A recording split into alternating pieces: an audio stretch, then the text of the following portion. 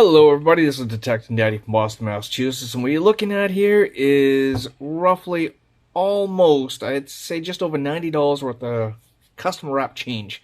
I was at the bank today, I picked up over a box of nickels and decided to hit a different bank to look for some dimes, and I asked for $50. Well, he gave me $50 in customer wrap rolls, and I was like, oh cool, this should be fun. He was like, oh, you like customer wrap? I was like, yes I do. Well, he handed me another $20, so we get $70 in dimes. And he was like, I have pennies and some nickels as well that are customer wrapped. I was like, sure. So it's about $90.50 here in customer wrap rolls. I figured this might be a fun video to make, and maybe you'll have some great finds. So if you're seeing this video, that means we found something. If you never see this video, that means we found nothing. So with that, I'm going to start on the dimes, as they'll be the easiest, doing some edge checking. See if we find any silver in there. That'd be great. I did look at the enders. I didn't see any. The nickels, again, we're going to be looking for anything pre-1960. Any 09s for both of these as well. And any San Francisco mints. And, of course, silver.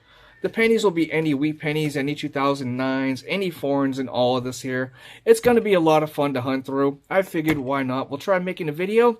If you're watching it, you know we found something. So with that, I'll be right back with the first find, hopefully.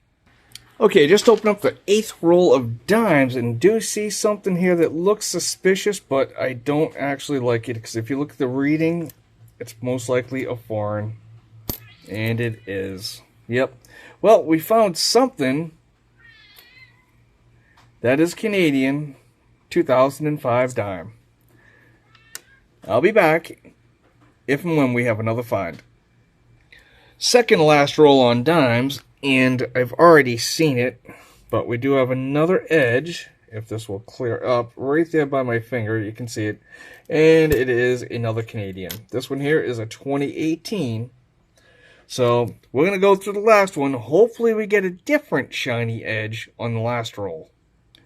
Oh yeah, and that's not how you actually open a roll of coins. It just spilled everywhere on me. Okay, the only thing we had for the dimes was 2 Canadians right there. We're going to jump in some nickels and see if we have some better luck. Okay, before jumping in the nickels, I went through all the dimes looking for 09s and anything might upgrade or add to the book. And the only thing that we have to go on, we have the 2 Canadians that we found. Great. The next two there are just slightly struck off center, nothing major. But I did at least find a 2021 Denver. I still need the 2020 and the 2022 Denver. I tell you, finding Denvers in New England is very, very difficult. So we're going to now jump into those nickels that are all right there, and I'll be back with the first find. Okay, so I'm almost halfway done with the nickels, little less than half, and look what falls out. I've found literally nothing yet. And look at this beauty that falls out. It's a 1956. See if I can get that just right so you can see it. And it is in great condition. I don't see any steps on it, but then again, those are very hard to come by anyway, full steps.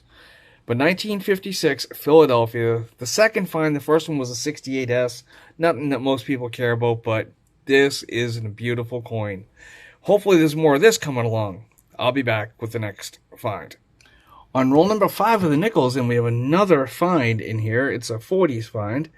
A 1941. Not in nice condition as a 56, but we'll still take it.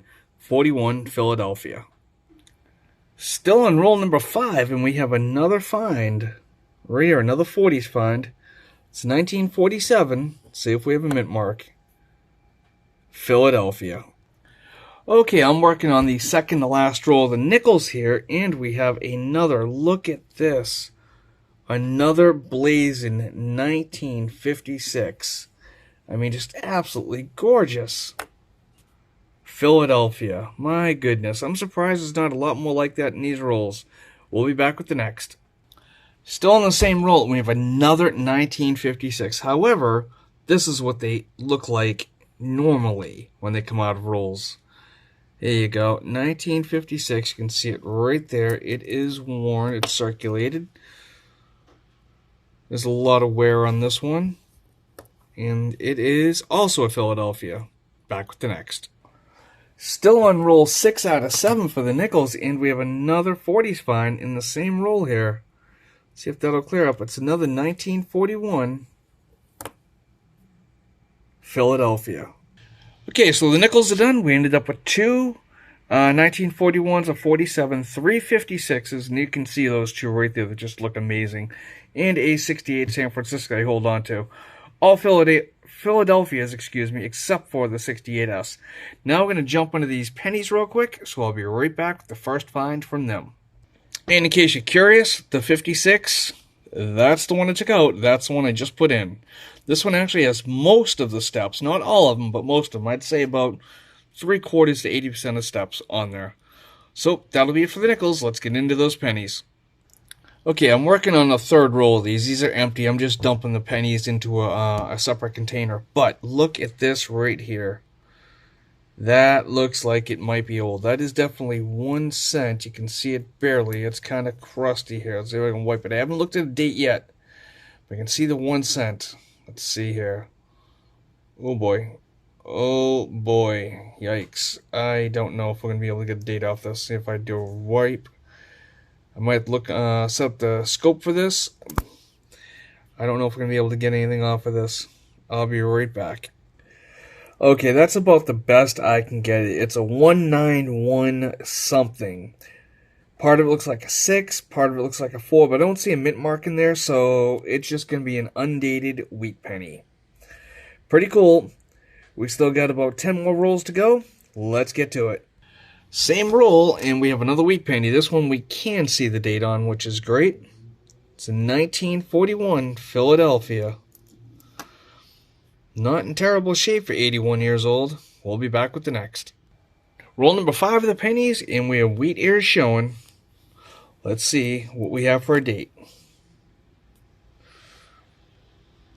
1953, if I can get that to go right, and it's a Denver. Right at about the halfway point of the pennies, we have another wheat penny. It's our 4th one already. In 7 rolls, it's 1944 Philadelphia. Just finished up roll number 8, and we have 2 different foreigns and a wheat penny. Take a look at this right here. We got a Hong Kong 10-cent piece right here. Now, I am a world coin collector, so these are always fun to find. For me, right there, 1998. Then we have a Canadian, nothing too special there, 1970, I think that's 3, right there. Yep. And then we have a wheat penny here, which is looking really nice. Let's take a look at the date on this. 50s maybe? Nope. 1948, in nice shape. Might even upgrade the albums. We'll be back. Okay, just finished up the next roll, like roll number 11. We have 2 to go. We have 2 more finds here real quickly. One is a 2009 Type 3 Philadelphia, and that's the first 09 of this whole hunt. And this one here I have not looked at yet. Let me see what we have. Hopefully something good. 1951 Philadelphia. Okay, the pennies are hunted, and I'll show you those real quickly. It's the only thing I have out. I already put away the nickels and dimes. We ended up with 6 wheat pennies, 3 Canadians, 1 from Hong Kong, and an 09. That's the equivalent of getting like 25 wheat pennies in a box. That's pretty cool. That was awesome. I wasn't expecting to get that much, as the nickels and dimes didn't have a whole heck of a lot. The 3 Canadians, the oldest was a 64, and of course the 98 there. Hong Kong, and the Type 3, 2009. Well, I hope you guys like this little mini oddball hunt of customer wrap rolls. I know I sure enjoyed it. Wish there was a little bit more silver. That would have been nice, but other than that, it was a blast. Hope you guys enjoyed it as much as I did making this and hunting this. Until next time, happy hunting.